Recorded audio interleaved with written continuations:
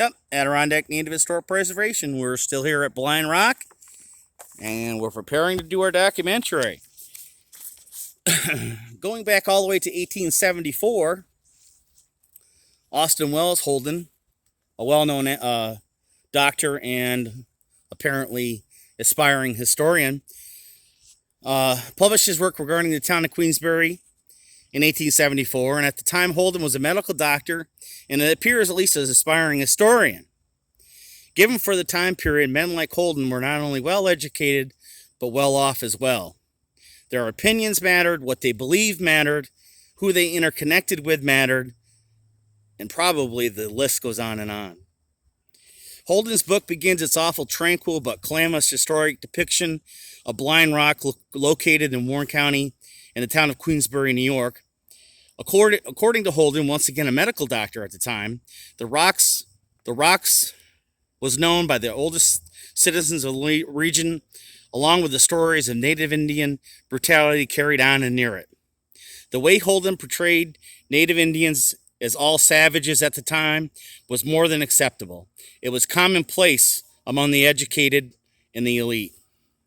Today we would never even think about writing such clear dislike and prejudice toward any human being. We would be an outcast in our own academic endeavors with no hope of absolution. But thank God for almost 150 years of educational development since. Holden goes on to talk about the old town records, mentioning the town officials utilizing the rock's location for a survey point for roads and modern highways. Holden even goes as far as referring to Dr. Fitch's work on the rock, being closely related to a few by well-known other locations. Halfway Brook, also called Halfway Creek, the 5 Mile Run, and the Blind Rock historic interconnections. Fitch continues his analysis, telling us the rock was one of many boulders that came to rest in the way of glacial drifts spanning from the Adirondack Mountains to the Hudson Valley, about 2 hours south of the rock's location. Also, he included the historical significance when he wrote, its composition is Genesis. G-N-E-I-S-S. I researched what that meant. The depiction for it, Genesis is a medium to coarse-grained metamorphic rock. It is characterized by alternating light and dark bands differing in material composition, such as the lighter bands contain mostly quartz and feldspar. The darker often contain biotite, hornblende, granite, and graphite.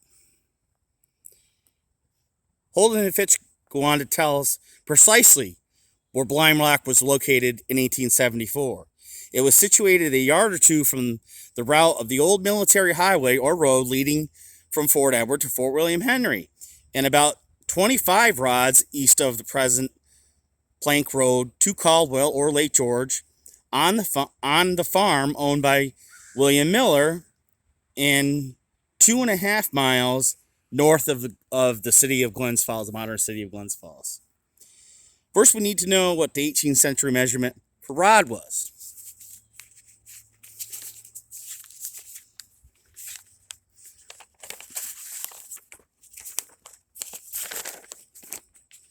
According to Botanica.com, rod, English measurement of distance, equal about 16 feet, with variations from 9 to 28 feet also being used. It was also called a perch or a pole.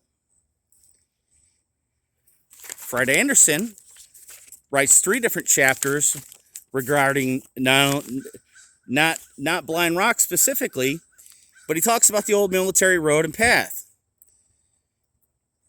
and the overall history concerning the great importance of this path. From the carrying place, Fort Edward, to Lake Sacrament, Lake George, which included the Battle of Lake George, 1755, which once again Sir William Johnson had created the road. Anderson writes again, at a council of war on September 29th, 1755, Johnson's principal officers opted to build the Fort William Henry, significant to hold 500 men to protect their position on the lake, which prevented future attacks from gaining access to not only the road, but to Lake George itself.